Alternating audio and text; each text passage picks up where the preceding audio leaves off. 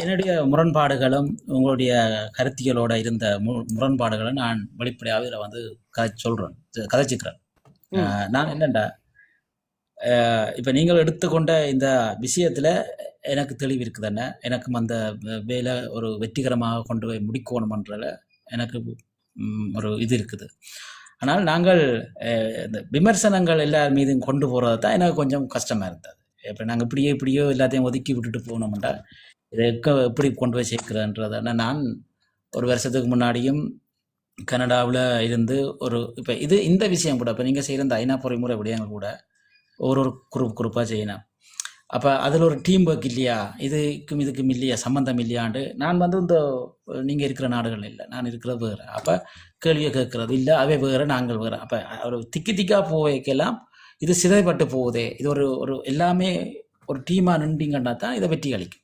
இதில் ஒரு முக்கியமான விஷயம், நீங்கள் நல்ல ஒரு கருத்தாடல், இது ஒரு எங்களோட மக்களுடைய குழம்பு இருக்கிறது விளங்கப்படுத்துவேன் என்றால், எல்லாருக்கும் ஒரு கடமை இருக்கிறது. அந்த கடமைக்கு தனியாக நின்று கொண்டு ஒன்றுமே பண்ண முடியாது. ஆனால் நீங்கள் சொல்லுவது போன்று நான் தொடர்ச்சியாக சொல்லுவது தான், ஈழத்தமிழர்கள் எங்களுடைய அமைப்பை நிறுவி நாங்கள் ஐக்கிய நாடுகள் சபைகளின் ஒரு பிரதிநிதியை நாம் எமக்குள் நிறுவுவது. சட்டப்படி ஐக்கிய நாடுகள் சபைகளுக்குள் நிறுவ முடியாது, நாம் எமக்குள் நிறுவது. ஈழத்தமிழர்கள் சார்பாக நாங்கள் ஒரு பிரதியை நிறுவி செயலாளர் பொருளாளர் என்ற ஒரு வடிவத்தை உருவாக்கும் போது இது பலப்படும் என்பதை நான் தொடர்ச்சியாக இங்கே வந்ததிலிருந்து 2 வருடங்களாக பேசிக்கொண்டிருக்கிறது. நல்ல கேள்வி. மற்றது இன்னொரு விடயம் என்னவென்றால், இப்போ எங்களை போன்றவர்கள் வந்து நாங்கள் ஒரு சாட்சியங்கள், இந்த சாட்சியங்கள் நாங்கள் அதோடைய நிற்க வேண்டும். இப்போ ஒரு அறிக்கை எழுதுகின்ற எங்களுடைய பொஸ்கோன்னா அவர்கள் எல்லாம் போன்ற மாதிரி ஒரு அறிவார்ந்த சமூகங்களை நாங்கள் அவர்களுக்கு ஆதரவு வழங்குவது போன்று நிற்க வேண்டும். இன்னொரு புறம் ரபி அண்ணா, இன்னொரு புறம் கிருபா அண்ணா, அதே போல இதற்கு முதல் பணியாற்றிய பலர் உருத்துகுமார் அண்ணாக்கள் போன்றவர்கள், இன்னும் பல பிள்ளைகள் இருக்கிறார்கள், இன்னும் பல சகோதரிகள் இருக்கிறார்கள், இன்னும் பல மாணவர்கள் இருக்கிறார்கள், இளையோர்கள் இருக்கிறார்கள். இவர்கள் தங்க பணியை செய்கின்றனர். இப்ப ஒரு அமைப்பை நாங்கள் நிறுவாமல், அதாவது ஒரு நிரந்தர பிரதிநிதியை ஈழத்தமிழர்களினுடைய ஒரு அமைப்பு இதில் நின்று தலைமையேற்று இதை செய்யாமல் இங்கே எல்லாத்தையும் நாங்கள் வழிமொழிந்து விட முடியாது. ஆனால் இந்த என்ஜிஓக்கள், மனித உரிமை பேரவையோடு வேலை செய்கின்ற இந்த அன்பார்ந்த பிள்ளைகள் தாங்கள் இந்த பொறுப்பை ஏற்று தாங்கள் இதை செய்கின்றார்கள் என்றால், இன்றைக்கு எமக்கென்று ஒரு தலைவர் இல்லாததால் இவ்வளவு பிரச்சனை இருக்கிறது. அப்போ நாங்கள் உடனே ஒரு தலைவரை ஈழத்தமிழர்களுடைய புத்தி கூர்ந்தவர்களும் கல்வி ஆசான்களும் தேர்ந்தெடுக்க வேண்டும். அதற்கு பிறகு பல வடிவங்களை அமைக்க வேண்டும் என்கின்ற நிர்வாக கட்டமைப்புக்குள் ஈழத்தமிழன் முதலில் வர வேண்டும். அப்போ வரும்போது தான் நீங்கள் தம்பி இன்றைக்கு கேட்ட இந்த விடைக்குரிய வினாக்கள் எல்லாம் பில்லப் பண்ணப்படும், எல்லாமே சரி செய்யப்படும். ஆனால் குழுவாக நின்று ஒருவர் ஒரு பணியை செய்கின்றார்கள், அவ்வளவும் வலுவாக்கப்படுகிறது. அது அங்கே ஒற்றுமையாகத்தான் இருக்கும். இவர்கள் எடுக்கிற நேரம், அவர்கள் இதில் ஒரு முக்கியமான விஷயம் என்னென்றால், இது ஒரு உளவியல். இப்போ குழுக்களாக நின்றால் இப்போ ரவி அண்ணாவோட போகிறவர்கள், பொஸ்கோண்ணாவோட போகிறவர்கள், கிருவாண்ணா போகிறவர்கள் என்று இந்த ஒரு வருடங்களில் நமக்கு தேவையானது போன்ற நேரங்களை தனிமையில் எடுக்கும்போது நிறைய பேர் எங்களுடைய கருத்துக்களையும் வைக்க முடியும். அப்படியும் ஒரு உளவியல் அங்கே இருக்கிறது.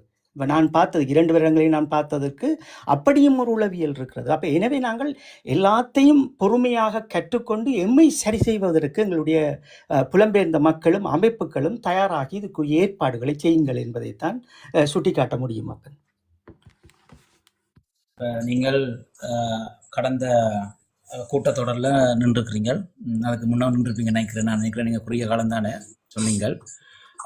கடைசியாக வந்த உங்களுடைய வாக்குமூலத்தோட சேர்த்து இந்த ஐசிசியில் வந்து ஓரளவேனும் எங்களுக்கு ஒரு சாதகமான விஷயங்கள் அமைஞ்சிருக்கு. இப்போ கடந்த அறிக்கையை விட இந்த அறிக்கை வந்து ஒரு சாதகமா ஒரு நம்பிக்கையை தந்திருக்கன்று சொல்றீங்களா? அப்படி கதிரன், இது வந்து எப்பவும் அப்படித்தான். அதாவது ஐக்கிய நாடுகள் சபைகளை பொறுத்தளவில் ஈழத்தமிழர்களுக்காக வரப்பட்ட பொறிமுறைகள் அத்தனையும் ஈழத்தமிழர்களை சார்ந்துதான் இருக்கிறது. இங்கே என்னவென்றால் 13ஆம் தேதி 1ஆம் மாதம் பெறப்பட்ட இந்த அறிக்கை என்பது இந்த களமுனையினுடைய எச்சங்களோடு அவர்களாக தேர்ந்தெடுத்த இப்ப ஐக்கிய நாடுகள் சபைகளில் ஒரு சிறப்பு அதிகாரிகள் சபை இருக்கிறது.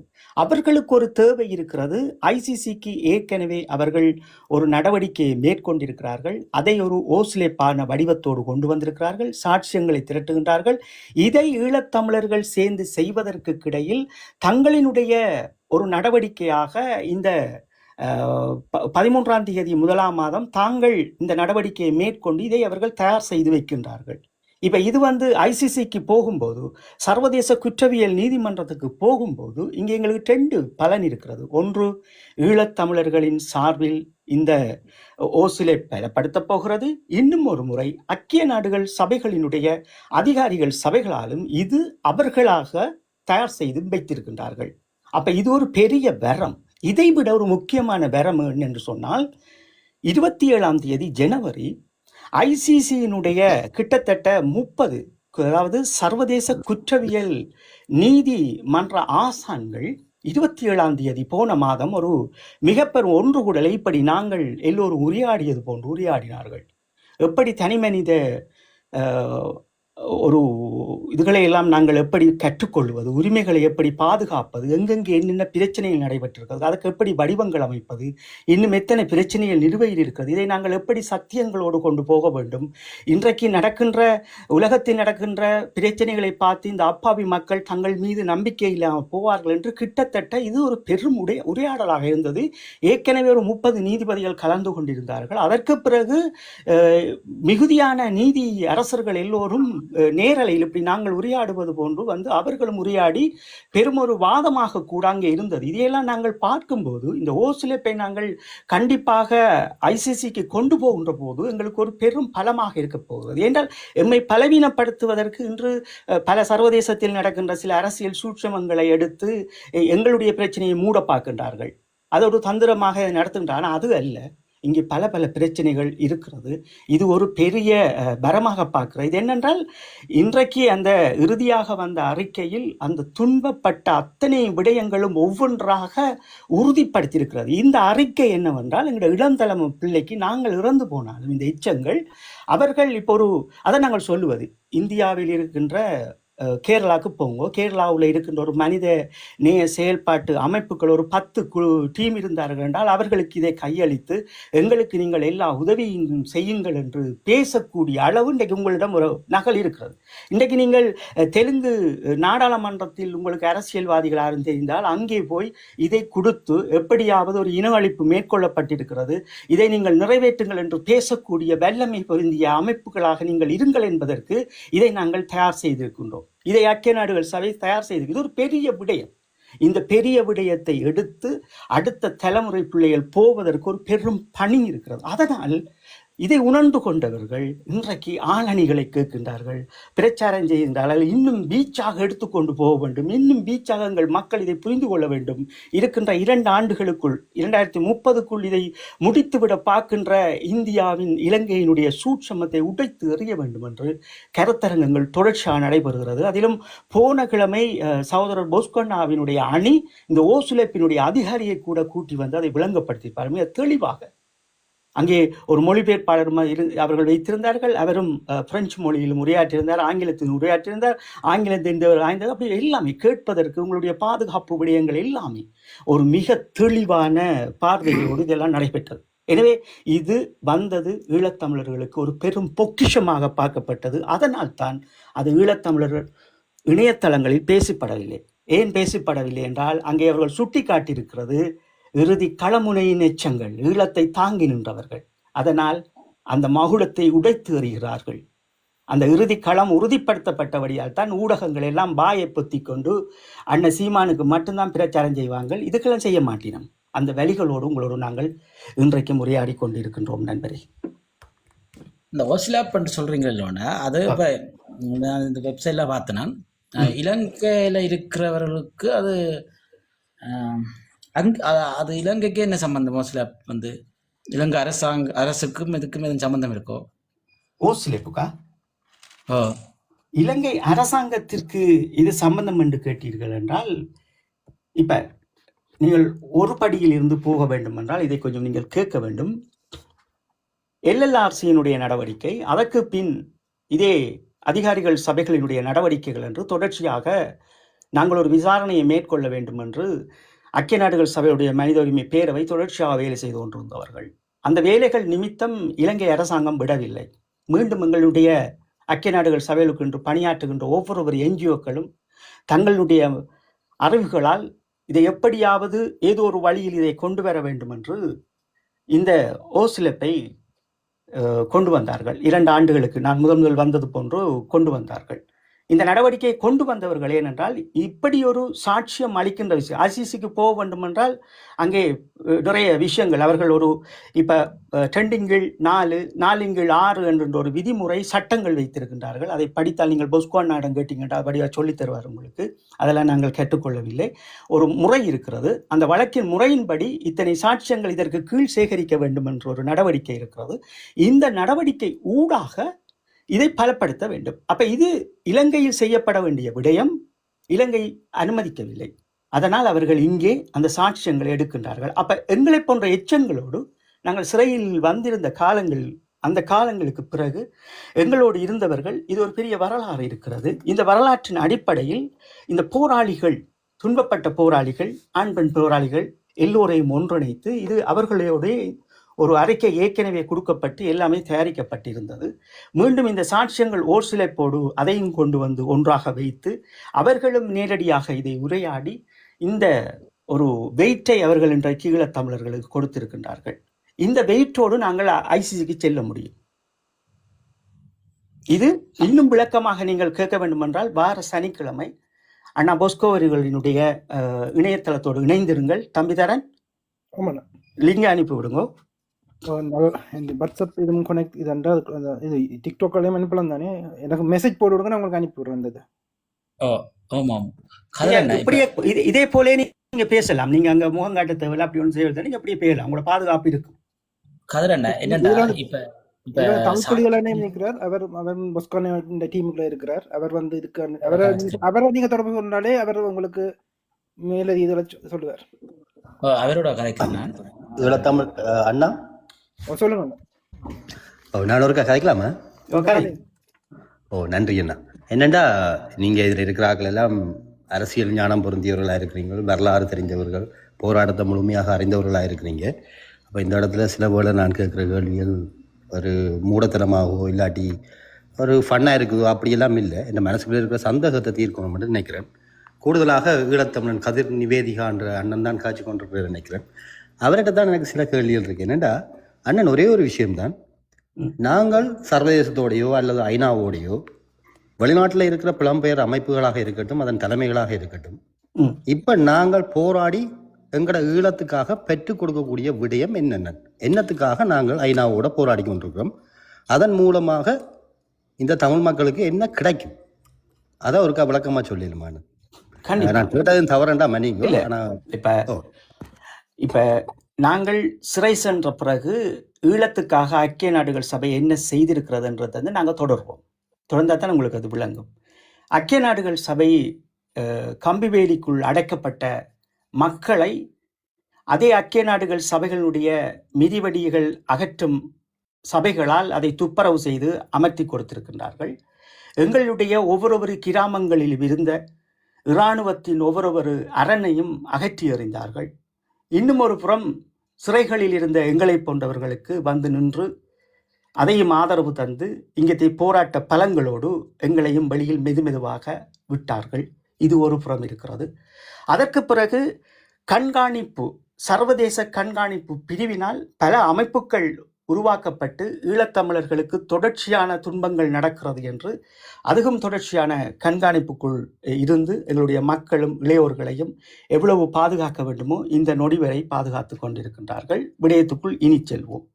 இந்த ஐக்கிய நாடுகள் சபைகளில் ஈழத்தமிழர்களுக்கு களமுனைகளில் எல்லை மீறி அவர்களுடைய இராணுவத்தினர் நடத்திய அத்தனை குற்றங்களையும் போராளிகளுக்கு இழைக்கப்பெற்ற அநீதிகளும் எங்கள் மக்களை துன்பப்படுத்திய விடயங்களுக்கும் இலங்கையினுடைய அரசாங்கமும் இராணுவமும் இதற்கு பதில் கூற வேண்டும். இது ஒரு நடவடிக்கை மேற்கொள்ளப்படுகிறது. இதுதான் ஐசிசி, சர்வதேச குற்றவியல் நீதிமன்றம். இதற்கு போவதற்கு பலர் நின்று தங்களால் முடிந்த அளவு சேவைகளை செய்து கொண்டிருக்கின்றார்கள். இது நாங்கள் கொண்டு போகே தீர வேண்டும். ஏனென்றால் இன்னும் ஒரு இன அழிப்பு எங்கள் மண்ணில் நடக்காமல் நாங்கள் பாதுகாத்துக் கொள்ள வேண்டும். இது கண்டிப்பாக நாங்கள் கொண்டு போனால்தான் அடுத்த தலைமுறை எங்களுடைய மண்ணில் பலமாக்கப்படும். இது ஒரு புறம். இன்னும் ஒரு புறம், இந்த போர்க்குற்றம் ஐசிசிக்கு நாங்கள் கொண்டு போகும் போதே நாங்கள் சுயநிர்ணய உரிமைக்கு தகுதியானவர்களாக மாற்றப்படுகின்றோம். ஏனென்றால் இவர்களினுடைய காலனித்துவத்திற்கு பின்னால் 1945க்கு பின்னால் ஒரு சட்டம் இருக்கிறது, மனித உரிமை தீர்மானம் இருக்கிறது, ஒப்பந்தம் இருக்கிறது. அது ஒரு இன அழிப்பு நடந்து அந்த மக்கள் மீண்டும் இன்னும் சுயநிர்ணய உரிமையை பெறாமல் அந்த பூர்வீகத்தோடு இன்னும் அடக்குமுறைக்குள் வாழுகின்றார்கள் என்றால் சுயநிர்ணய உரிமைக்கு செல்லலாம் என்ற ஒரு வழி இருக்கிறது. அப்ப இதையெல்லாம் நன்கு புரிந்து கொண்ட இந்த அரசியல்வாதிகளும் இந்த இலங்கை அரசாங்கம், இந்தியா எல்லாம் சேர்ந்து இந்த போர்க்குற்றத்தை மௌனரிப்பதற்காக எவ்வளவுதான் நாங்கள் எடுத்துக்கொண்டு போனாலும் எங்களை தோற்கடிக்க நினைக்கின்றார்கள். போறவர்கள் மீது, வேலை செய்வர்கள் மீது அவமானங்களை அள்ளி கொட்டுகின்றார்கள். அது ஒரு உளவியல் நடவடிக்கையாக பார்க்கப்படுகிறது. அப்ப இந்த ஐசிசிக்கு கொண்டு போகின்ற போது எங்களுடைய நிலம், சுயநிர்ணய உரிமை கண்டிப்பாக இரண்டும் ஒரே கல்லில் இரண்டு மாங்காய்க்கு நாங்கள் தகுதியானவர்களாக மாற்றப்படுவோம். ஆனால் இது ஒரு ஈழத்தமிழனுக்கு சேலஞ்ச். இந்த சேலஞ்சை ஏற்றுக்கொண்டு நிற்பவர்கள் தான் இந்த ஐக்கிய நாடுகள் சபைகளுக்குள் நிற்கின்ற எல்லோரும். இவர்களோடு சேருங்கள், கை சேருங்கள் என்றுதான் இந்த பிரச்சாரங்களை 2 வருடங்களாக நாங்களும் பேசிக்கொண்டிருக்கின்றோம். எனவே இதில் உங்களுக்கு புரிந்திருக்கும் ஏன் நாங்கள் ஐக்கிய நாடுகள் சபைகளுக்குள் நிற்கின்றோம். மீண்டும் எங்களுடைய அடுத்த சந்ததி இனவழிப்புக்குள் மேற்கொள்ளப்படக்கூடாது என்றால் இங்கே நீங்கள் நின்றே தீர வேண்டும். எங்களுடைய ஒவ்வொரு தலைமுறையும் இந்த ஐக்கிய நாடுகள் சபைகளை அலங்கரிக்க வேண்டும். இது எங்களுடைய மண்ணிற்கு கவசமாக இருக்க வேண்டும். அவர்கள் காவி வேட்டிகள் எப்போது மடித்து கட்டுவார்கள், எப்போது எங்கள் எல்லைகளை அவர்கள் பறைத்தெடுப்பார்கள் என்று எமக்கு தெரியாது. அவர்கள் நினைத்ததும் வருவார்கள், போவார்கள், சிலைகளை வைப்பார்கள். அப்ப இதெல்லாம் இங்கே இருக்கிறது. ஒரு காலனித்துவத்திற்கு பின்னால் ஒரு இனம் வாழுகின்ற இடத்தில் அந்த இனம் இல்லை என்றால் அந்த இடத்தில் அவர்கள் புத்தபிகாரை கட்டக்கூடாது. இங்கே சட்டம் இருக்கிறது, மனித உரிமை சாசனத்தில் இருக்கிறது. அப்ப அதையெல்லாம் அவர்கள் மீறி செய்கிறார்கள். நாங்கள் இங்கே ஒரு நல்ல பலமாக இருக்க வேண்டும், நல்ல உறவாக இருக்க வேண்டும், பலமாக எடுத்துக்கொண்டு போக வேண்டும் என்ற விடயத்தை தோற்கடிக்கப்பட்டிருக்கிறது. எங்கே ஒரு இடத்தில் எங்களுடைய ஈழத்தமிழன் நீந்தி கொண்டு நிற்கின்றான். நீந்த வேண்டிய கரையை விட்டு, அந்த கடலை விட்டு எங்கேயோ தத்தளித்து கொண்டிருக்கின்றான். அதை நாங்கள் சரி செய்வதற்காக, அவர்கள் புரிந்து கொள்வதற்காக தொண்ட தண்ணியில் வத்த தொடர்ச்சியாக பேசிக் கொண்டிருக்கின்றோம் ஈழத்தமிழர் கருத்தரங்கில். வேற எதுவும் கேள்வி உங்களுக்கு? நன்றி அண்ணா, நன்றி. ஏனண்டா நீங்கள் சொன்ன விடயத்தில் நான் ஒன்றை வடிவாக எடுத்துக்கொண்டேன். சிந்திக்க வேண்டிய விடயம் என்னென்றால், இன்னும் ஒரு இன அழிப்பு எங்களோட மண்ணில் நடக்கக்கூடாதுன்னு சொன்னால் கண்டிப்பாக நாங்கள் எங்களோட இந்த பழைய இது நடந்து முடிஞ்ச போர்க்குற்றங்களை ஐநாவுக்கு கொண்டு போய் சேர்க்க வேண்டியது ஒவ்வொருவருடையும் கடமை. இதன் மூலமாக அடுத்த தலைமுறை சந்தோஷமாக வாழ்றதுக்கான ஒரு வழியை நாங்கள் அமைச்சு கொடுக்கலாம் என்று நீங்கள் சொன்ன நீங்கள் ஏற்றுக்கொள்கிறேன்னா, இதில் என்னதுக்காக இந்த கேள்வி வந்ததுண்டா, அதில் முக்கியமான ஒரு கேள்வி ஒன்று இருக்குது. இது கொஞ்சம் டைம் எடுக்கும்னா ஒரு 2 நிமிஷம் எடுப்பேன்னு நினைச்சுக்கொள்ளுங்க. என்னண்டா, ஒரு நேரம் எங்களோட அண்ணனாக்கள் இந்த இன விடுதலைக்கான போராட்டத்தை ஆரம்பித்த காலத்தில் மன உறுதியும் இருந்தது, நான் உடல் வலிமையும் இருந்தது, போர்க்குணமும் இருந்தது. ஆனால் இவ்வளவும் இருந்தாலும் கூட ஏதோ ஒரு ஆளுமையிட ஒரு பின்னால் ஒரு சப்போர்ட் ஒன்று தேவைப்பட்டதுன்னு. கண்டிப்பாக அந்த போராட்டத்தை முன்னெடுக்கிறதுக்கு எங்களோட தமிழ்நாடு, இந்த இந்தியாவில் இருக்க தமிழ்நாட்டில் இருந்த முதல்வர், அவரோட சப்போர்ட் இல்லாமல் இந்த போராட்டத்தை கொண்டு போறதுக்கு எங்களுக்கு அது கஷ்டமா இருந்திருக்கும் அந்த நேரத்திலே. கண்டிப்பா அப்ப அவற்றை நிதி உதவியோடு தான் இந்த போராட்டம் ஆயுதங்கள் கொள்வனவாக இருக்கட்டும், அது ஆயுத போராட்டமாக மாறுறதுக்கான ஒரு சந்தர்ப்பத்தை உருவாக்கி கொடுத்ததாக இருக்கட்டும், அத்தனையுமே பாத்தீங்கன்னா பின்னுக்கு இருக்கிற அந்த ஒரு பெரிய ஒரு ஆளுமையில சப்போர்ட் இருந்தது அந்த டைம். அப்ப பயிற்சிகள் கூட அங்க போய் தான் எடுத்து நம்ம அண்ணனாக்கள் வந்தாங்க. இப்ப எந்த கேள்வி என்னண்டா, அப்ப அதே மாதிரி ஒரு உதாரணத்துக்கு கொண்டு சொல்லணும்னா, மலேசியாவிலையும் தமிழ் மக்கள் வாழ்றாங்க, அவர்களும் தமிழர்கள் தான். ஆனாலும் மலா இனம் தான் அங்க பெரும்பான்மையா இருக்குது. அங்க மலா இனம் என்றைக்கு தமிழ் இனத்தை தொடணும் என்று நினைக்கிறானோ அந்த நேரம் எல்லாம் இந்தியாவில இருந்து ஒரு சத்தம் ஒன்று போகும், அங்க அது உடனே நிப்பாட்டப்படும். சரியான? அப்ப நான் என்ன சொல்ல வாருந்தா, கண்டிப்பாக நாங்கள் எவ்வளவுதான் போர்க்கொடியோட போய் நின்றாலும், எவ்வளவுதான் எங்களோட நியாயங்களை கொண்டு போய் சேர்த்தாலும், எங்களுக்கு பின்னால ஒரு ஆளுமை உண்டு எங்களுக்கு பக்கபலமாக இருந்தால்தான் இந்த உலகம் எங்களை திரும்பி பார்க்கும். அந்த ஒரு அடிப்படையில இப்ப அப்ப அன்னை இருந்த காலத்திலேயே எங்களுக்கு தமிழ்நாட்டு முதல்வர் அவர் எம்ஜிஆர் இருந்த காலத்துல நிதியுதவி கொடுத்து அதன் மூலமாக போராட்டங்கள் முன்னெடுக்கப்பட்டதெல்லாம் தெரியும். அப்ப அன்னை இருந்த காலத்திலேயே எங்களுக்கு அவ்வளவு பெரிய ஒரு உதவி தேவைப்படைக்கல. இன்றைய காலநிலையில தமிழ்நாட்டுல எங்களுக்கு இப்ப எங்களோட போராட்டத்துக்கு வலு சேர்க்கக்கூடிய அளவுக்கு ஒரு கட்சி இந்த டிஎம்கே ஏடிஎம்கே தாண்டி இந்த சீமான் என்ற இந்த தேசியவாதி இதுக்குள்ள வரும் பட்சத்துல எங்களுக்கான அந்த பின் பலம் எங்களுக்கு கிடைக்கும்னு சொல்லி நாங்கள் நம்புறது தவறா உண்டு. ரெண்டாவது முடிச்சிட்டு ரெண்டாவது போனீங்கன்னா நல்லா இருக்கும் நினைக்கிறேன். இல்ல இது அதோட சேர்ந்து தானே நீங்க சொல்லிக்கலாம், ஈஸியா இருக்கும் நினைக்கிறேன், மன்னிக்கணும். ரெண்டாவது, இறுதி யுத்தத்துல கூட கடைசி நேரம் கூட தமிழ்நாட்டு அரசியல் களம் என்ன முடிவு வரப்போகுதுன்றதான் நாங்கள் பார்த்து கொண்டிருந்தோம். நாங்களே வழிய அங்க ஒரு வேளை முடிவு மாறினால் இந்த போர் இடையில நிறுத்தப்படும் என்ற ஒரு நம்பிக்கை ஒன்று கடைசி வரைக்கும் எங்களுக்கு இருந்தது. நீங்கள் இப்ப நான் இது எந்த ஐடியும் இல்லை, என் ஃப்ரெண்டோட ஐடியில வச்சு கொண்டிருக்கிறேன். அவர் எனக்கு தந்தபடியா கதைக்கிறேன். நான் டிக்டாக்லயே இல்லை உண்மையா, ஆனா இந்தியால இருந்து டவுன்லோட் பண்ணணும்னு நினைச்சிருக்கேன். என்னண்டா கவலை என்னண்டா, இப்ப நான் சொன்ன ரெண்டாவது கேள்வி கடைசி யுத்தத்துல கூட பாத்தீங்கன்னு சொன்னா நாங்கள் இந்தியாவில் கலனில மாறும் பட்சத்துல எங்களோட போர் அந்த இடத்துல நிப்பாட்டப்படும், மீண்டும் நாங்கள் உருவாகிடலாம் அல்லது எங்களுக்கு ஒரு சந்தர்ப்பம் கிடைக்கும்னு சொல்லி கடைசி வரைக்கும் ஃபோர்ஸ் பண்ணி கொண்டு அதை நம்பிக்கொண்டு இருந்தாங்க. ஆனால் எங்களுக்கு எதிராக வந்தனால கருணாநிதி செய்த துரோகத்தால நாங்கள் அழிக்கப்பட்டோம் என்ன. அப்ப நான் என்ன கேட்கிறேன்டா, அன்னை இருந்த காலத்திலேயே இந்த போராட்டத்தில் நாங்கள் முப்படைகளையும் வச்சிருந்த காலத்திலேயே தமிழ்நாட்டின் அரசியல் களத்தை நாங்கள் நம்பி இருந்தாங்க என்றால் இன்றைக்கு தலைவர் என்ற அந்த இடத்தை நாங்கள் இழந்துட்டோம். அவர் இல்லை. அப்ப அவரே இல்லாமல் ஒரு வழிநடத்தல் இல்லாமல் இருக்கிற எங்களுக்கு ஏதோ ஒரு சக்தி ஒன்று பின்புலமாக இருந்து என்றால் மீண்டும் நாங்கள் இதை புலம்பெயர்வு நாடுகளில் இருந்தாவது இந்த போராட்டத்தை முன்னெடுக்கலாம் நினைச்சு சீமாண்ட அரசியல்ல கவனமாக இருக்கிறதும் அதற்கான உதவிகளை செய்யறதும் அல்லது அதுல நாங்கள் எங்களோட சப்போர்ட்டுகளை கொடுக்கறதும் தவறு நீங்கள் எப்படி கருதுறீங்கன்றா என்ற கேள்வி. நன்றி. என்ன மிக தெளிவான ஒரு நல்ல ஒரு ஈழத்தமிழனினுடைய மிக ஆழ்ந்த சிந்தனைகளோடு இப்படி வர வேண்டும், இப்படித்தான் பேச வேண்டும். இதில் முதலாவது நீங்கள் பேசிய விடயங்களும் இரண்டும் ஒன்றுதான். அதனால் நாங்கள் பேசிக்கொண்டு போவோம். தேசிய தலைவர் அவர்கள் இந்த போராட்டத்தை உருவாக்குகின்ற போது எங்களுடைய மக்கள் பெரும்பாலானவர்கள் தொழில் அதிபர்களாக வாழ்ந்தவர்கள் கிடையாது. ஒரு விடயத்தை நீங்கள் புரிந்து கொள்ள வேண்டும்.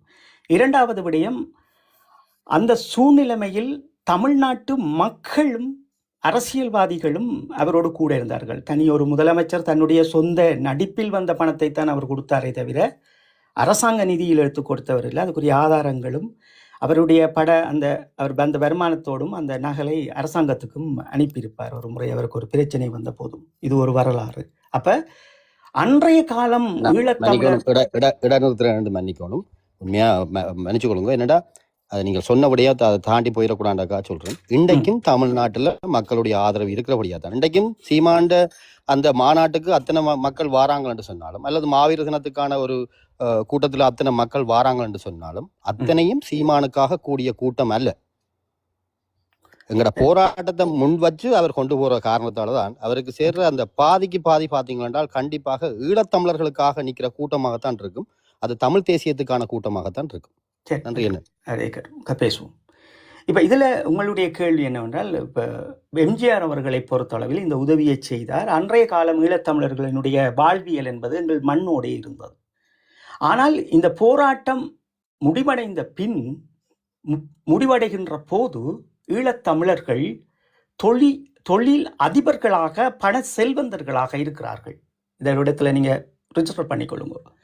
இதில் தாமரக்கோபுரம் அமைப்பதற்கு முதல் இந்தியா ஒரு நடவடிக்கையை மேற்கொள்கிறது. அதை நான் தெளிவாகவும் இலங்கையில் என்னுடைய சொந்த மண்ணில் இருந்து கொண்டு பேசியிருப்பேன். யாருமே அந்த கூட்டத்துக்கு செல்லாதீங்கள், புலத்தில் இருப்பவர்கள் உங்களுடைய அறிக்கைகளும் தடயங்களும் இந்தியா திரட்டுகின்றார்கள். அடுத்த கட்ட எங்களோட போராட்டத்தை கொண்டு போக விடாமல் இதில் யாரும் கலந்து கொள்ளாதீர்கள் என்றோம். ஆனால் கலந்து கொண்டு எல்லோரும் ஒரு அமைப்பாகவே, அவர்கள் தொழில் அமைப்பாகவே சில நடவடிக்கைகளை செய்து இன்று வரையும் அவர்கள் செய்து கொண்டிருக்கிறார்கள் ஒரு புறம். அப்ப இன்றைக்கு சூழல் என்னவென்றால், போராட்டம் முடிந்த பிறகு என்ன சூழல் என்றால், ஆயுதம் வீழ்த்தப்பட்டிருக்கிறது, ஈழத்தமிழன் பலமாக்கப்பட்டிருக்கிறான். அவனினுடைய தமிழீழ இராணுவம் வீழ்த்தப்பட்டதை தவிர அவன் பொருளாதாரத்தாலும் அவன் கொடுத்த விலைகள் எல்லாமே இங்கே பலமாக இருக்கிறது. இந்த பலங்களை தோற்கடிப்பதற்கு பல நடவடிக்கைகள் மேற்கொள்ளப்பட்டது. ஒன்று, இராணுவம் வீழ்த்தப்பட்ட பிறகு இவ்வளவு பலம் இருக்கிறது, தொழிலதிபர்கள் இருக்கிறார்கள், அவர்கள் பெற்ற நாடு இருக்கிறது, மீண்டும் ஒரு தலைவர் வருவார், மீண்டும் இந்த போராட்டம் என்ன வடிவங்களில் உருவாக்கப்படும். இதை பல அமைப்புகள் மீண்டும் தங்களுக்குள் இதை சுத்திகரித்து கொண்டிருக்கிறார்கள். என்னென்ன நடவடிக்கை ஈழத்தமிழர்களை எந்த இடங்களில் பிரித்து பிரித்து எறியலாம், அறிவு சார்பு இல்லாத போதும் அறிவார்ந்த சமூகத்துக்குள் எப்படி நாங்கள் இதை கடத்துவது என்று சரியான இடங்களில் கொண்டு வந்து கடத்துகின்றார்கள். அப்போ உங்களுக்கு ஒரு கேள்வி என்னவென்றால், தமிழ்நாட்டு அரசியல் என்கிறீர்கள், தேசிய தலைவர் கற்றுத்தந்தவர் உங்களுக்கு. இப்ப இவ்வளவும் தெரிந்த ஒரு ஈழத்தமிழ் பிள்ளைக்கு தேசிய தலைவர் அவர்கள் கற்றுக் கொடுத்த மாண்பு இருக்கிறது. தமிழ்நாட்டை பொறுத்தளவில் அரசியல் அமைப்பின் பிரகாரத்தின்படி அந்த மக்களினுடைய கௌரவத்தை தேசிய தலைவர் கொடுத்தார். அப்ப எங்க கொடுத்தார் என்றால், ஈழத்தமிழர்களுக்கு தனி பிரச்சனை இருக்கிறது, என்னுடைய சித்தப்பாவின் பிள்ளை எனக்கு தோள் தந்தார்கள், தங்களுடைய உயிர்களையும் தந்தார்கள், ஆனால் அவருடைய அரசியல் நாகரிகத்தில் நான் கையை வைக்க மாட்டேன் என்று எந்த ஒரு பேச்சுவார்த்தைக்கும் தமிழ்நாட்டு தலைவர்களையோ உறுப்பினர்களையோ தேசிய தலைவர் அழைத்தது கிடையாது. சரியா, நீங்க புரிந்து கொள்ள வேண்டும். தேசிய தலைவர் அப்படி ஒரு மாண்பை செய்திருந்தார்கள் என்றால் நீங்கள் செய்யலாம், அது வேற விடயம்.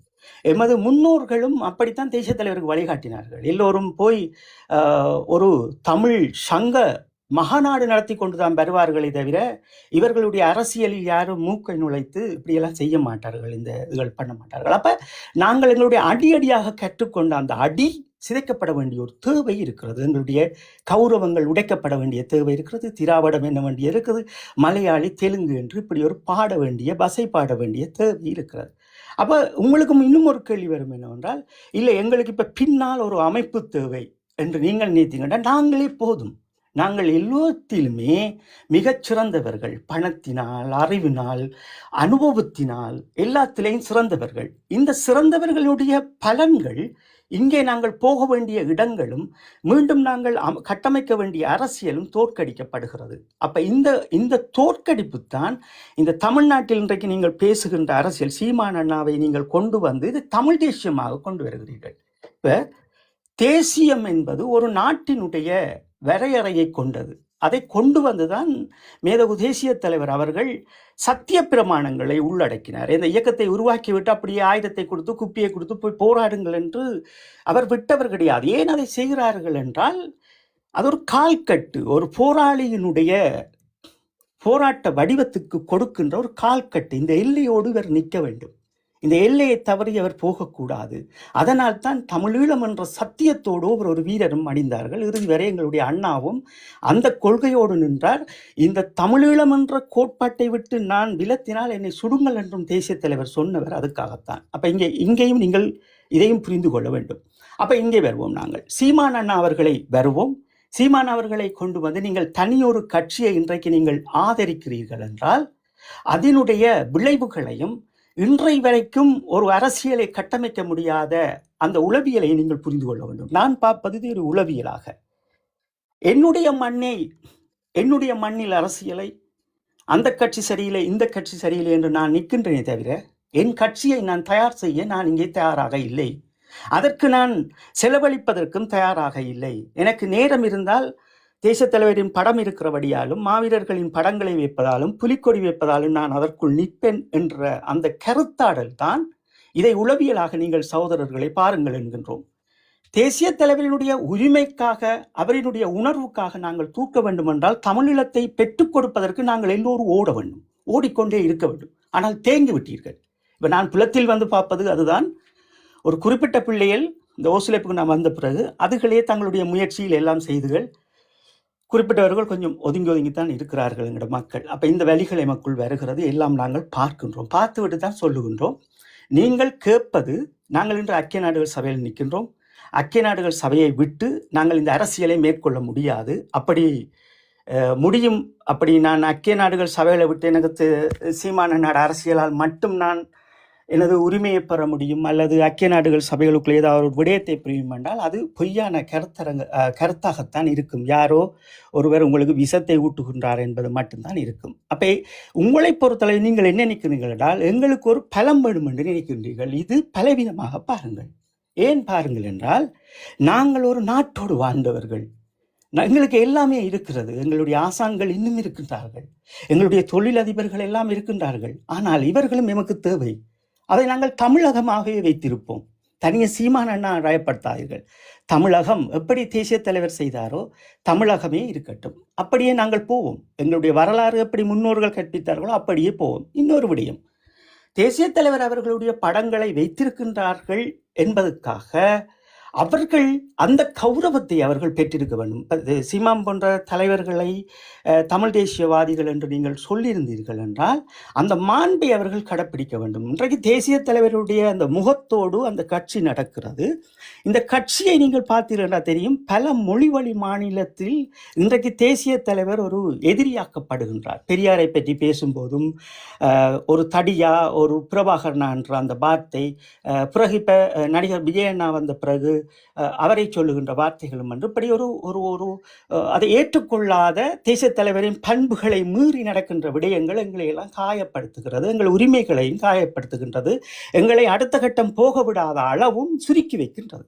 அப்ப நாங்கள் எங்கள் மக்களுக்கு சொல்லுகின்றோம் என்னவென்றால், அன்புக்குரியவர்களே, அண்ணா அமரட்டும், நீங்கள் செய்யுங்கள். அவருக்கும் சொல்லி ஒரு கட்சி, அது உங்களோட சுய விருப்பம். ஒரு கட்சியை கொண்டு வருவது சுய விருப்பம், ஒரு ஈழத்தமிழனின் தனி மனித சுய விருப்பம். ஆனால் அது ஈழத்தமிழனை அடையாளமாக பதிவிடாதீர்கள்.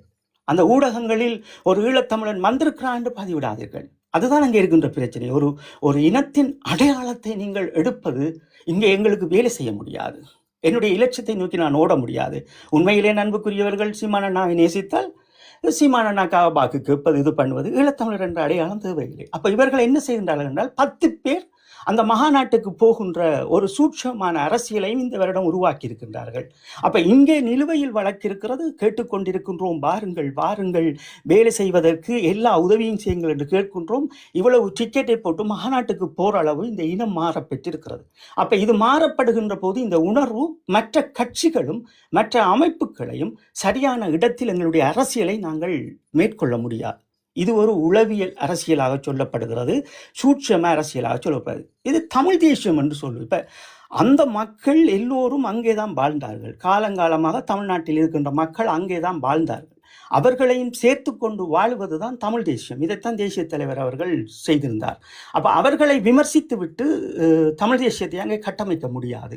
அப்ப அதை பக்குவப்படுத்தி ஒரு நல்ல தலைவராக தேசிய தலைவரினுடைய மரியாதைகளோடு நடந்திருந்தார் என்றால் நிச்சயமாக நாங்களும் அவர் பின்னால் நிற்க போகின்றோம். ஆனால் அவர் செய்கின்ற வேலைகள் அத்தனையும் என் இதயத்தை காயப்படுத்துகின்ற வேலைதான். நேற்றுக்கு முதல் நாள் ஈழத்தினுடைய நீங்கள் வேறு நாடையா நாங்கள் வேறு நாடு என்ற பாடல், இந்த பாடல் ஈழத்தமிழனின் சுய நிர்ணய உரிமை கலாச்சாரம் என்று பதிவிடப்பட்டது தேசிய தலைவரால். இந்த பாடல் வந்த பிறகு கேட்டு அவ்வளவு அதுக்குள்ள விடயங்கள் எல்லாம் எடுத்து, இது தேசிய தலைவர் சுய நிர்ணய உரிமை கலாச்சாரம், ஈழத்தமிழர்களுடைய சுய நிர்ணய உரிமை கலாச்சார காணும் பாடல் என்ற அந்த ஒரு இதை கொடுத்திருந்தார், மகுடத்தை. இது வரலாறாக இருந்தால் தான் நாங்கள் ஈழத்தமிழர். அந்த பாடலை நீங்கள் மாற்றும் போது, அதுக்கு நீங்கள் உடந்தையாக இருக்கும்போது எங்கள் மனங்கள் வெடித்த வடியத்தால் இன்றும் நாங்கள் இந்த தலைப்பை போட்டிருப்போம். அப்ப நீங்கள் எல்லாமே கற்றுக்கொள்ள வேண்டும். எது எனக்கு பாதகம், எது எனக்கு சாதகம். இப்ப உங்களுக்கு இருக்கிறது, சீமான் அண்ணா பேசுவது தமிழ் தேசியம், என்னுடைய படத்தை வைத்திருக்கிறான் ஒரு ஏக்கம், ஒரு பாசம் உங்களுக்குள் இருக்கலாம். ஆனால் இந்த பாசமும் ஏற்கவும் நாம் போகின்ற பாதைக்கு முட்டுக்கட்டையாக இருக்கிறது. நாம் போகின்ற என்னுடைய மக்கள் போகின்ற இந்த தேடல், ஐக்கிய நாடுகள் சபைகளாக இருந்தாலும் சரி, என்னுடைய சுயநிர்ணய உரிமையாக இருந்தாலும் சரி, என்னுடைய இனத்தின் அடுத்த தலைமுறையின் விடிவிற்காக இருந்தாலும் நான் காத்திருக்க வேண்டி இருக்கிறது என்றால் எங்களை போன்றவர்கள் இறந்த பிறகு இன்னும் 5 வருடங்களோ நாங்கள் இருக்க மாட்டோம். எங்களை பிறந்தவர்கள் இறந்த பிறகு இந்த எச்சங்கள் மூடப்படும். இந்த எச்சங்கள் மூடப்படுகின்ற போது இந்த போர்க்குற்றம் நீத்து போகும். இந்த போர்க்குற்றம் நீத்து போனால் என்ன என்று கேட்டீர்கள் என்றால், சுயநிர்ணய உரிமையே கிடைக்காது. எங்களுக்கு எல்லாமே மூடி மறைக்கின்றார்கள். கலாச்சாரங்கள், பண்புகள் எல்லாமே கரைக்கப்படுகிறது. அப்ப நாங்கள் அன்று தேசிய தலைவர் நடந்த விடயங்களும், தேசிய தலைவர் பார்த்து கட்டி வளர்த்த அந்த வளப்புகளும், ஒவ்வொரு ஈழத்தமிழனும் தானே உயர்ந்து நின்ற அந்த ஏணியையும் இன்றைக்கு வைத்து கொண்டு எனக்கு இவர்கள் வேண்டும், இவர்கள் பணம் வேண்டும் என்று நினைப்பதும் அது அரசியலில் நாங்கள் சிந்திக்க வேண்டிய தேவை இருக்கிறது. அத்தனை பலமும் அப்படியே மாறி அடித்தது. நான் பார்க்கின்ற போது எனக்கு தெரிகிறது, எங்களுக்கு பலமாக நிற்க வேண்டியது எல்லாம் திரும்பி தமிழ்நாட்டில் நிற்கிறது. இது ஒரு பெரும் தேசத்தின் அழிவாக பாருங்கள், அரசியலின் அழிவாக பாருங்கள். ஒரு விடயத்தை மட்டும் தெளிவுபடுத்துகின்றோம். இந்தியா, இலங்கை, இது 2 விடயமும் ஒரே விடயம்தான். இலங்கை சொல்லுகிறது ஈழத்தமிழர்கள் எல்லோருமே இலங்கையர்கள், ஈழத்தமிழர்கள் ஒன்று இல்லை, அதை மறந்து விடுங்கள், எல்லோரும் கூடி வாழ்வோம், ஒற்றையாட்சிக்குள் என்கிறது. அண்ணா சீமானினுடைய தத்துவம் நாங்கள் எல்லோரும் ஒன்று, 13 கோடி தமிழர்கள், எங்களுக்கு ஒரு நாடு இல்லை, அதற்காக நாங்கள் அரசியலுக்கு வருகின்றோம் என்றார்கள். உண்மையில் நீங்கள் எல்லோரும் அரசியலை கற்றுக்கொண்ட பிள்ளைகள், ஓரளவேனும் கற்றுக்கொண்ட பிள்ளைகள். ஒரு முதலமைச்சர் நாற்காலி என்பது அந்த நாட்டினுடைய அமைக்கப்பட்ட சத்திய பிரமாணங்களுக்கு உட்படுத்தப்பட்டது. அதை மீறி நீங்கள் சொல்லுவது போன்று எங்களுக்கு சிறு உதவிகளை செய்ய முடியும், அது ஏற்றுக்கொள்ள வேண்டும். ஒரு உதவி ஒரு முதலமைச்சரால் வந்தால் அதிகமான ஏழைகளுக்கு ஏதேனும் உதவி செய்ய முடியும். அதுவும் இப்போ அவர்கள் அதிலிருந்து அவருடைய கஜனாவிலிருந்து எடுக்க முடியாது. அப்படி ஒரு சட்டம் நிறைவேற்றப்பட்டிருக்கிறது. 101 ஏதோ ஒரு சட்டத்தில் நிறைவேற்றப்பட்டிருக்கிறது. எம்ஜிஆருக்கு பிற்பாடு அது நிறைவேற்றப்பட்டது. அதை விடுவோம், நாங்கள் பிறகு பேசுவோம். அந்த வடிவத்தை நாங்கள் பார்த்தோம் என்றால், ஈழத்தமிழன் எதற்காக இங்கே நிற்கின்றான் என்றால், அவருக்கு தெரியாமல், ஈழத்தமிழருக்கு தெரியாமல் அவன் சிக்கப்படுகின்றான். தான் போக வேண்டிய பாதைகளை அத்தனையும் நீங்கள் பாருங்கள்.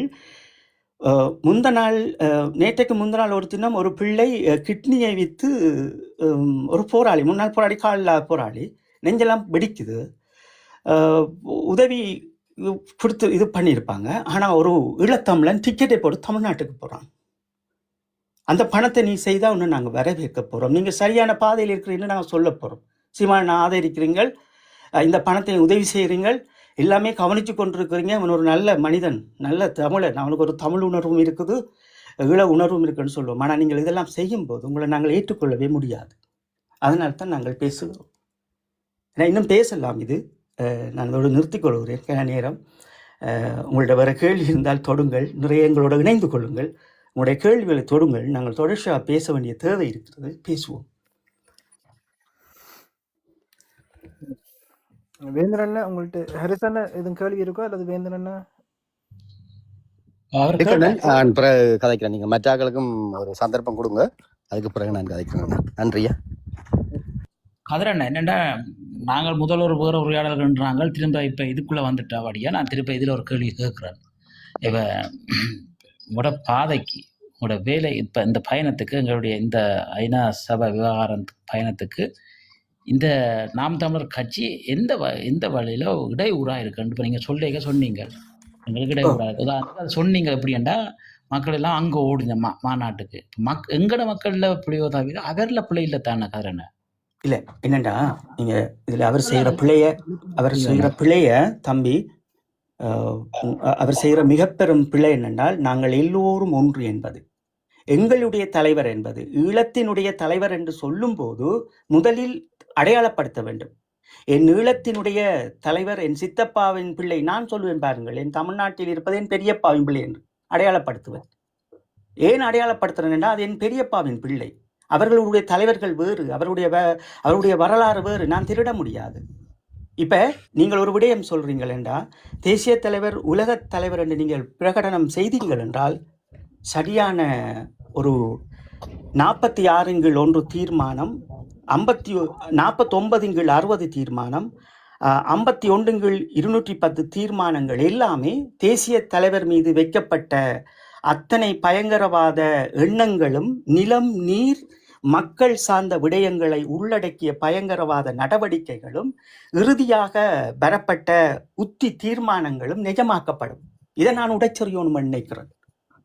நான் தேசிய தலைவர் என்கின்ற மகுடம் என் மண்ணுக்காக மட்டும் நின்றது. நீ கொண்டு வந்த தீர்மானங்கள் அத்தனையும் பொய் என்று கொண்டு நிற்கிறேன்.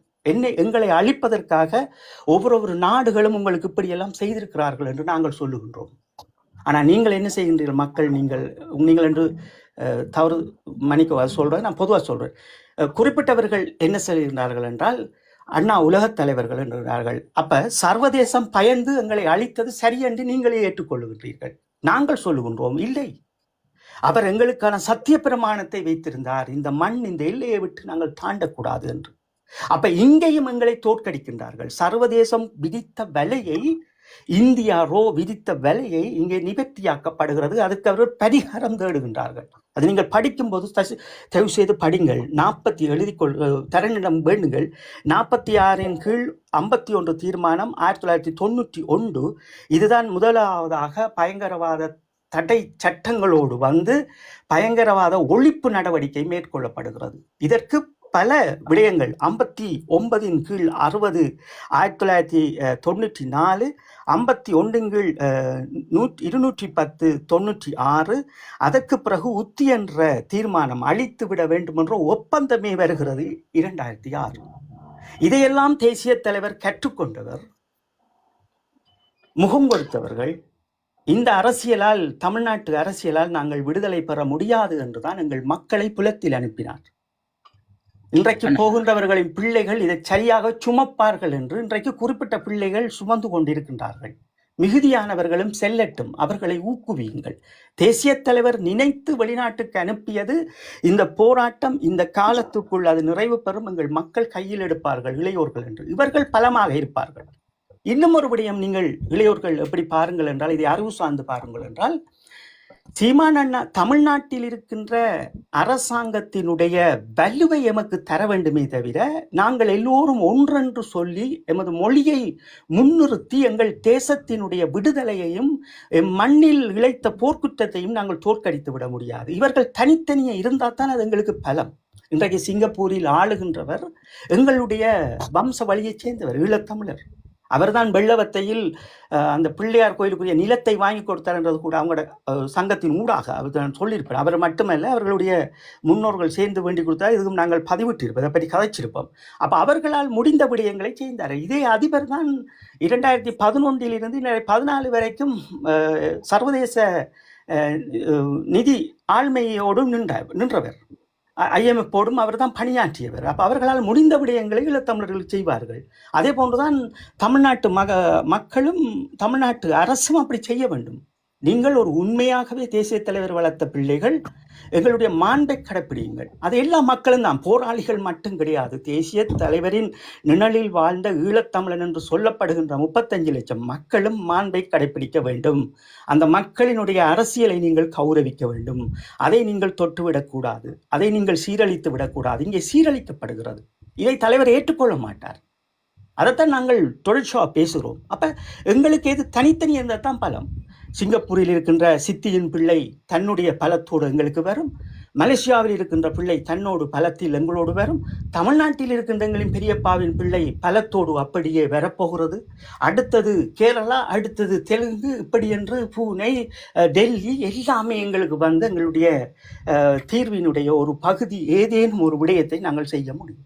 அப்போ நாங்கள் எல்லோரும் தமிழர்கள் என்றால் எங்கள் இந்த ஜாப்புகள் எல்லாம் எண்ணத்திற்கு, இந்த மனித உரிமை சாசனங்கள் எண்ணத்திற்கு, இந்த குழப்பங்களை மாற்றுங்கள். நீங்கள் எல்லோரும் நாங்கள் மொழி வழி ரீதியாக கொண்டு வருவோம். எங்களுடைய முன்னோர்கள் செய்தது போல் நாங்கள் தமிழ் மகாநாடுகளை நடத்துவோம். அந்த தமிழ் புத்தகங்களை கொண்டு வருவோம். உணர்வு நிலையும் வேந்தனா வேந்தனா ஒரே ஒரு நிமிஷம் அண்ணா கழிச்சதுல ஒன்றே ஒரு கேள்வி உண்டு, அதை வச்சு கேட்கலாமா? ஓ, என்னடா அண்ணா, நீங்கள் நிறைய விளக்கங்கள் கொடுக்குறீங்க, உண்மையாக அருமையாக கதைக்கிறீங்க, கேட்க இனிமையாகவும் இருக்குது. நிறைய விஷயங்கள், அறிவுபூர்வமான விஷயங்களை காட்சி கொண்டிருக்கிறீங்க, நன்றி. ஆனால் அண்ணன், எனக்கு இதில் ஒரு கேள்வி என்னன்னு சொன்னால், இப்போ நீங்கள் சொன்னீங்க, நீங்கள் வந்து தமிழ் தேசிய தலைவரோட வளர்ப்பில் வந்த அவற்றை வளர்ப்பில் இருந்து வந்த பிள்ளைகள், நீங்கள் வந்து அறிவுபூர்வமாக சிந்திக்கணும் எல்லாம் சொன்னீங்க. ஆனால் என்ன, நாங்கள் அந்த கடைசி யுத்தத்தில் பார்த்தீங்கன்னு சொன்னால், நீங்கள் அந்த காணொலியோட கேட்டிருப்பீங்கன்னு நினைக்கிறேன். சூசியனன் வந்து தமிழ்நாட்டில் இருக்கிற ஒரு ஆளோட கதை கேட்கல, அவற்றை இறுதி குரல்னு கூட சொல்லலாம். அவர் கடைசியாக சொல்ல விடயம், நாங்கள் உங்கள் சீமானன்கிட்ட சொல்லுங்க, நாங்கள் உங்களை நம்பித்தான் விட்டுட்டு போகிறோம்னு சொல்லுங்கன்ற அந்த காணொலியை நீங்கள் எல்லாரும் கேட்டிருப்பீங்க என்ன. அப்போ நான் என்ன கேள்வி என்னண்டா, அவரும் சூசியனனும் வந்து அன்னையோட நின்ற ஆக்கள் முக்கியமான ஒரு ஆள் தானே. அப்ப அவரும் வந்து அவற்ற குரலும் கூட அது தலைவரோட குரலாகத்தான் இருக்குமே கண்டிப்பா அந்த நேரம். அப்ப தமிழ்ல தேசிய தலைவரங்களுக்கு என்ன சொன்னேரோ, என்ன சொல்லிட்டு போனேரோ, எதை நாங்கள் அறிஞ்சோமோ, நான் நினைக்கிறேன் அந்த கோட்ல நாங்கள் இப்ப நிக்கிறோம்னு நினைக்கிறேன் சத்தியமா. மற்றது இன்னொன்று சொன்னீங்க, பெரியப்பா சித்தப்பா ரெண்டு அவங்க இருக்கட்டும், அங்கங்க அவங்க அங்கங்க அவங்களா இருந்தா தான் அதுதான் எங்களோட நாங்கள் கொண்டு வந்த தீர்மானங்களை வந்து உண்மையாக்குறதுக்கு அப்படி இருந்தால் தான் அது நியாயமாக இருக்கும். தமிழீழ தேசிய தலைவர் வந்து தமிழ் இனத்தின் தலைவராக பிரகடனப்படுத்தப்படும் பட்சத்தில் அது வந்து எங்களுக்கு நிறைய எதிர்வினைகளை கொடுக்கும்னு சொன்னீங்க. அந்த எதிர்வினைகள் என்னன்றதையும் அறிஞ்சு கொள்ள நான் விரும்புகிறேன். ஒன்று. மற்றது, ஒரு ஒரு ஒரு தேசியத்துக்குள்ள மட்டும் இருக்கிற மக்கள் தலைவனாக கொண்ட ஒரு தலைவன் இன்றைக்கு உலகம் எங்கும் வாழ்ற அத்தனை தமிழர்களின் தலைவனாக அத்தனை தமிழர்களும் ஏற்றுக்கொள்கிறார்கள் என்ற பட்சத்துல அது பெருமையான விடயமா, அது எங்களுக்கு சாதகமான விடயமா, எந்த விதத்துல அது பாதகமான விடயம்ன்றதையும் கேட்க விரும்புறேன். கண்டிப்பா. இதுல முக்கியமாக நீங்கள் அண்ணாட விடயத்தை தொடுவோம். அதுல உங்களுக்கு நிறைய விஷயம் கொண்டு வந்துட்டீங்க உள்ளுக்கு. இப்ப நாங்கள் எதற்காக அந்தந்த மக்கள் அங்கே இருக்க வேண்டும் என்றால் அவர்களுக்குரிய அரசியல் யாப்புக்களை முதலில் நாங்கள் ஈழத்தமிழர்கள் மதிக்க கற்றுக்கொண்டாதான் எங்களுக்குரிய அரசியல் யாப்பும் எங்களுக்குரிய சுயநிர்ணய உரிமையும் கிடைக்கப்படும். இதை நீங்கள் தெளிவாக புரிஞ்சு கொள்ளுங்க. ஒவ்வொரு மானுடனின், அது எந்த மொழியை பேசுகின்ற, தமிழ் மொழி என்ன, எந்த மொழியை பேசினாலும் அவர்களுக்கென்று ஒரு அரசியல் யாப்பு இருக்கிறது. அதை நாங்கள் மதிக்க வேண்டும், மக்களை பார்க்க வேண்டும். இது ஒரு விடயம். இன்னொரு விடயம், நீங்கள் சொன்னது போன்று இப்ப தேசிய தலைவர் அவர்களை உலகத் தமிழர்கள் என்று நீங்கள் சொல்லுவதால் அது ஒரு பெரும் துரோகத்தை தேசிய தலைவருக்கு செய்கின்றீர்கள். அது நீங்கள் எப்படி என்று கேட்டீர்கள் என்றால், முதலில் நாங்கள் எங்கள் தேசிய தலைவரை எங்கள் இதயத்தில் வைத்து பூசிக்கின்றோம் என்றால் அதை நாங்கள் அப்படித்தான் பூசிக்க வேண்டும். அந்த அடையாளங்களை நாங்கள் மாற்றிவிடக்கூடாது. இப்ப தமிழ்நாட்டை எடுத்துக்கொண்டீர்கள் என்றால் தமிழ்நாட்டுக்கு என்றொரு வரலாறு இருக்கிறது. அவர்கள் இந்தியா நாட்டுக்காக தமிழ்நாட்டில் இருந்து போராடியவர்கள், மொழிக்காக ஈயன் செய்தவர்கள் என்று இப்படி ஒரு வடிவம் இருக்கிறது. மலேசியாவிலும் அப்படி இருக்கிறது, சிங்கப்பூரிலும் இருக்கிறது. இப்ப தேசிய தலைவரை ஏன் இங்கே கொண்டு வந்து நிறுத்துகிறார்கள் என்றால் இந்த ஐசிசிக்கு இந்த பிரச்சனை போகிறது. சரியா புரிஞ்சு கொள்ளுங்கள். இது ஏற்கனவே திட்டமிடப்படுகிறது. ஐசிசிக்கு இந்த பிரச்சனை போகும்போது இந்த ஒரு இடத்தில் ஒரு விடயம் வைக்கிறார்கள் தொடர்ச்சி. அப்படி என்றால் ஐக்கிய நாடுகள் சபைகளில் போர்க்குற்றத்தை விடுதலை புலிகள் சார்பாகவும் நீங்கள் பேச வேண்டும் என்கிற ஒரு கூற்றை கொண்டு வருகிறார்கள். அப்ப இதையும் கொண்டு வந்து நாங்கள் கொண்டு வருகின்ற போது இந்த சுயநிர்ணய உரிமைக்கு ஒரு வழிவகுக்க போகிறது. இந்த வழியை மூடுவதற்கு ஏற்கனவே திட்டமிட்ட அத்தனை அமைப்புகளும் அத்தனை நாடுகளும் நாங்கள் தோற்கடிக்க போகின்றோம். இந்த தோற்கடிக்க போகின்றோம் பயங்கரவாதிகள் என்று எங்கள் தேசிய தலைவருக்கு குத்திய விடயங்கள் அத்தனையும் இதற்குள் தோற்கடிக்கப்பட போகிறது. அப்ப அதனால் இவர்கள் என்ன செய்வார்கள் என்றால், இன்னும் ஒரு புறம் இவர் தேசிய தலைவர் உலகத் தலைவர்கள் என்று சொல்ல போகின்றார்கள். அப்ப இந்த உலகத் தலைவர் என்று சொல்லும் போது பல நாடுகள், இப்ப இந்தியாவை பொறுத்தளவில் இந்தியா முதலில் பல சூட்சமான வேலைகளை செய்கிறது இலங்கையோடு சேர்ந்து. அதற்கு பிறகு பாகிஸ்தான், சைனா இப்படி வருகின்றார்கள். ஈழத்தமிழர்களுடைய சார்பில் நீங்கள் அண்ணாவை கொண்டு வரும், உலகத்தமிழராக கொண்டு வரும்போது அண்ணாவினுடைய மகுடம் உடைக்கப்படும். அண்ணா எதையெல்லாம் அண்ணா ஒரு நேர்மையாகவும் நேர்த்தியாகவும் நின்றாரோ அந்த நேர்த்தி உடைக்கப்படும். இப்ப அண்ணா விரும்பியதெல்லாம் என் தேசம், என் மண், என் மக்கள், என்னுடைய போராளிகள், என்னுடைய மக்கள் என்ற ஒரு இதோடு கொண்டு வந்து வாழ்ந்தவர் தன்னுடைய அடையாளத்தை வைத்து அந்த சத்திய பிரமாண கோட்பாட்டில்.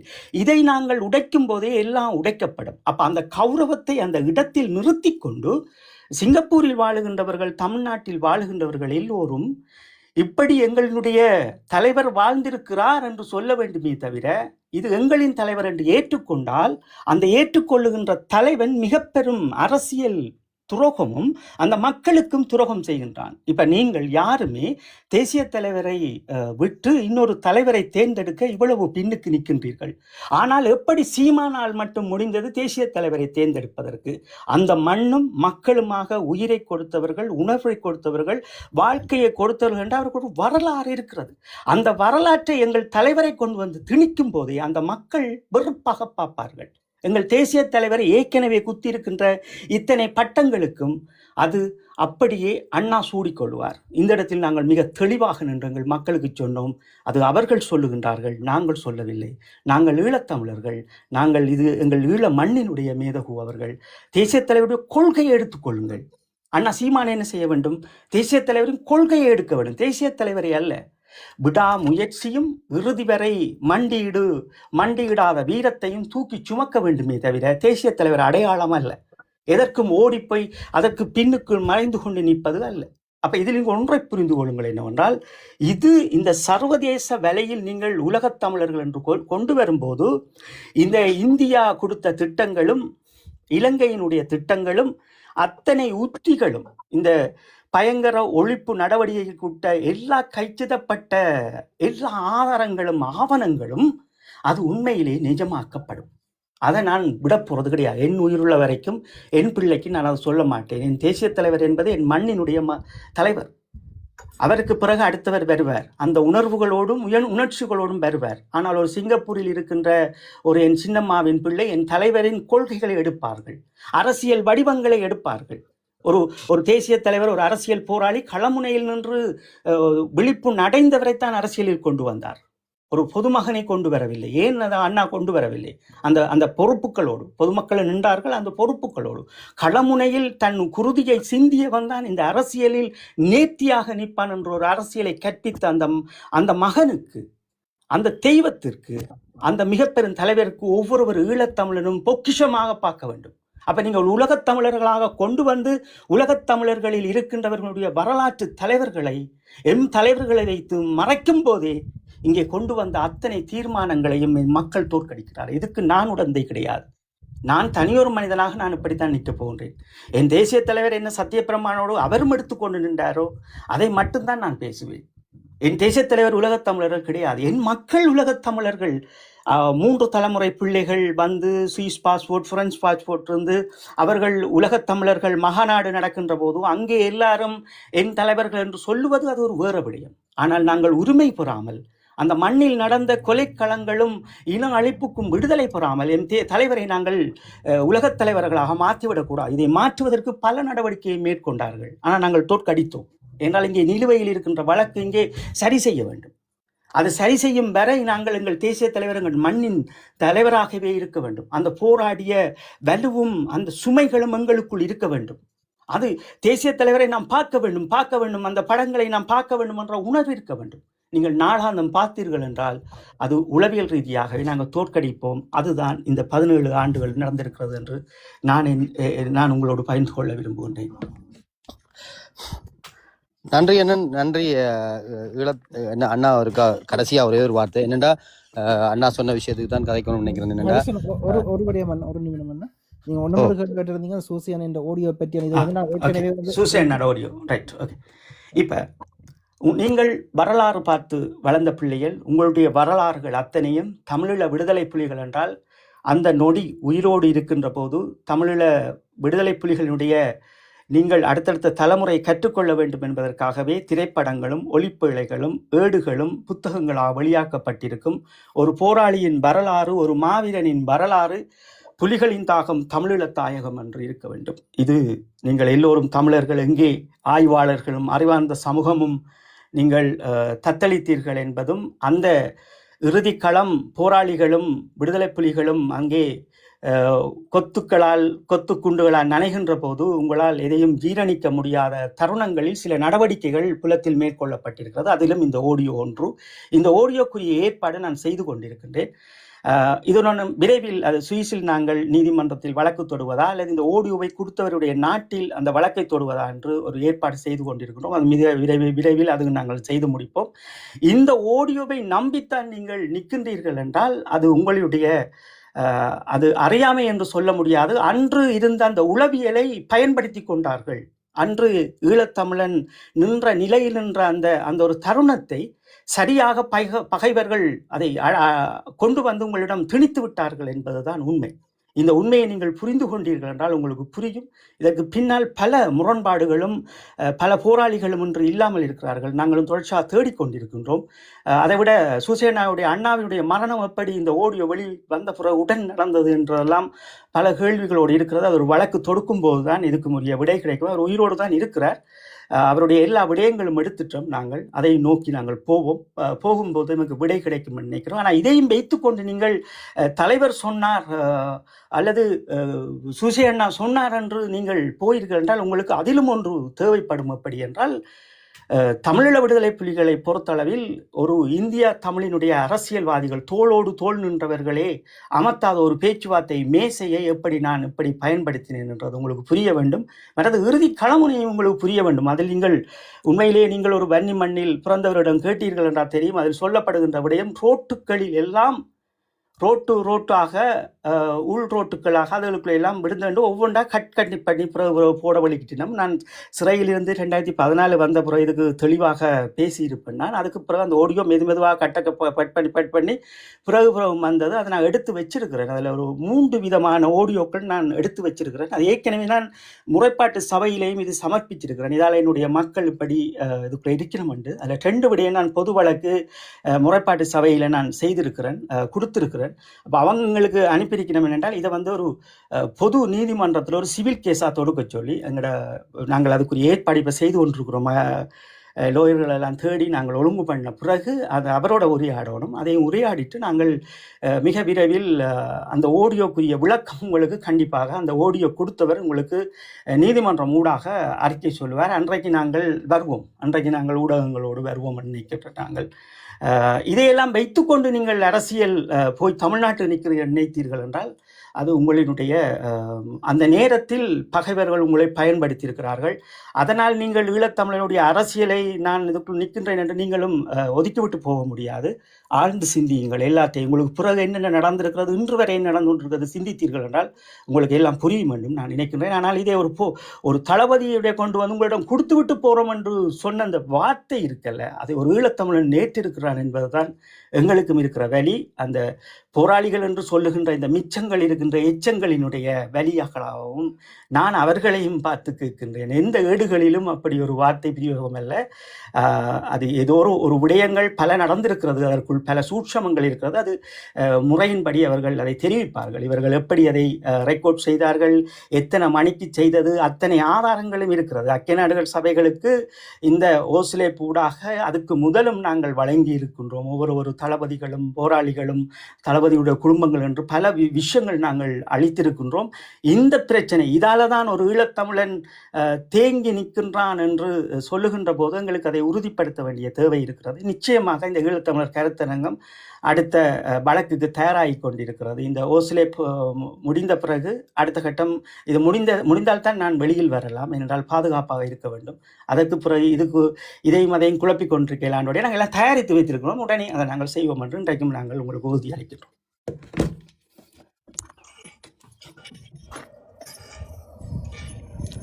அண்ணா கதைக்கலாமா? என்னடா நன்றி அண்ணன், நீங்கள் சொன்ன கருத்துக்களுக்கு. ஆனால் அதில் ஒரு விஷயம் முரண்பாடு தான். என்னடா நீங்கள் நீங்கள் சீமான நீங்கள் எப்படி தலைவராக ஏற்றுக்கொண்டுங்க நீங்கள் சொல்லி அதை மன்னிக்கணும், அதை நீங்கள் தவிர்க்கணும். என்னடா சீமான் தலைவர் இல்லை, கடைசி வரைக்கும் தலைவர்ன்றது ஈழ மக்களுக்கு எங்களோட தேசிய தலைவர் ஒரு ஆள் தான். இங்கே எத்தனை வருஷமானாலும் எத்தனை தலைமுறைகளை நாங்கள் பார்த்தாலும் தலைவன் ஒருவர் தான். அவர் தமிழ் தேசிய தலைவர் பிரபாகரன் அவர் மட்டும்தான், அண்ணன் மட்டும்தான் எங்களுக்கு தலைவர். சீமானுடைய அரசியலுக்கு இந்த அவற்றை தமிழ் தேசியத்தின் மீதான பற்றுக்கு நாங்கள் துணை நிற்கிறோம் என்ற ஒரு விஷயத்தை தான் நீங்கள் வழங்கிக்கொள்ளணும். மற்றபடி திருப்பியும் இந்த வசனம் இளையோருக்கு பெறப்பாதீங்க. சீமான் தன்னுடைய மண்ணுக்கே, தன்னுடைய அரசியல் யாப்புக்கும் அந்த மக்களுக்கும் அந்த தலைவர்களுக்கும் விசுவாசம் இல்லாதவர் ஈழத் தலைவர்களுக்கு விசுவாசமாக இருக்கிறார் என்று நினைச்சிங்க என்றால் அது அரசியலினுடைய சூட்சமாகத்தான் தேசிய தலைவர் பார்க்க சொல்லியிருக்கிறேன். நான் அப்ப அதையும் நான் மன்னிக்கணும். என்னடா அதையும் நான் உங்களுக்கு நான் ஒன்று சொல்லணும்னு நினைக்கிறேன். என்னடா இப்ப சீமான் இதுவரைக்கும் எந்த ஆட்சிக்கும் வர இல்லை, எந்த ஒரு ஆட்சியிலையும் இருக்கே இல்லை. அவர் ஒரு ஆட்சிக்கு வந்து ஒரு பொறுப்பு ஒரு பொறுப்பொன்று அவருக்கு கிடைக்கும் வரைக்கும், அவர் அவருக்கான ஒரு இடத்தை அவர் அடையும் வரைக்கும், அவர் நல்லவரா கெட்டவரா, அவர் தமிழ் தேசியத்துக்கோ அல்லது ஈழ மக்களுக்கோ அல்லது ஈழ போராட்டத்துக்கு எந்த முறையில எந்த பக்கத்தால என்ன திட்டத்தோட அவர் நிற்கிறார், எந்த முறையில அதை கொண்டு செல்லுவார்ன்றதெல்லாம் அவங்களை யாருக்கும் தெரியாது, அது உங்களுக்கும் தெரியாது. அப்ப ஒரு ஆள் ஆட்சிக்கு வந்திருந்து அந்த மனிதன் அந்த பிழையை விட்டிருந்தால் நாங்கள் சொல்லலாம், இவனை நம்பி இனி பிரயோசனம் இல்லை, இது வளமையாக காலமாக தமிழினத்துக்கு துரோகத்தால தான் அழிவென்று சொல்லுவாங்க, அந்த துரோகம் தான் இங்கேயும் நிற்குதுன்னு சொல்லி சீமானையும் ஒரு துரோகியாக நாங்கள் தூக்கி எறிஞ்சு போட்டு போவோம். ஆனால் அந்த நிலை அவருக்கு கிடைக்காமல் இருக்கும் வரைக்கும், அந்த இடத்துக்கு அவர் வந்து அதை செய்ய தவறும் வரைக்கும் அவர் மீதான விமர்சனங்களை வைக்கல. இந்த கருத்துகளுக்கு பொதுவாக வைக்கிற விமர்சனங்களை எப்படி பொதுமக்கள் வைக்கிறாங்களோ அதே மாதிரி தான் நாங்களும் சித்தரிக்கப்படுவோம்னு நினைக்கிறேன். ஏன்னா ஒரு மனிதனுக்கான இடம் சரியான முறையில கிடைக்கும் வரைக்கும் அந்த தகமை இருந்தால் தான் அதை செயல்படுத்தக்கூடிய அந்த இடத்துக்கு அவர் வரலாம். அந்த இடத்துக்கு வாரதுக்கு முதலே அந்த மண்ணில் நின்று கொண்டிருந்தாலும் எங்களோட ஈழத்துக்காக குரல் கொடுத்து கொண்டு ஒரு மனுஷன் நிற்கிறார் என்றால், இன்றைக்கு எங்களோட கொடி சுதந்திரமா தமிழ்நாட்டில் பறக்குது என்றால், அல்லது எங்களோட தலைவருடைய புகைப்படம் இன்றைக்கு எங்க நீங்க ஃபேஸ்புக்கில் போனாலும் சரி, சோசியல் மீடியாவில் எந்த பக்கம் போனாலும் எங்களோட தலைவரோட முகத்தை இந்த உலகமே பார்க்குது என்றால் அதுக்கு இன்றைக்கு காரணம் சீமான் தான். அதை நீங்கள் யாரும் இதுதான் இதுல வந்துட்டு ஒரு நிமிஷம் ப்ளீஸ் தர நீங்களும் மன்னிக்கவும் என்றால், தேசிய தலைவர் அவர்களுடைய படங்களை வைத்த நேரம் ஒவ்வொரு வீட்டுக்கும் ஒவ்வொரு மாவீரர் ஒவ்வொரு மக்களுக்கும் இன அழிப்பினுடைய தடயங்கள் போட்டோவாக தொங்கப்பட்டிருக்க வேண்டும். புலிக்கொடி பறக்குகின்ற இடங்கள் எல்லாம் உங்களுடைய தமிழீழத்தினுடைய புலிக்கொடி இன்னொரு நாட்டில் பறக்கிறது என்ற எண்ணம் இருக்க வேண்டும் உங்களுக்கு. இந்த எண்ணங்கள்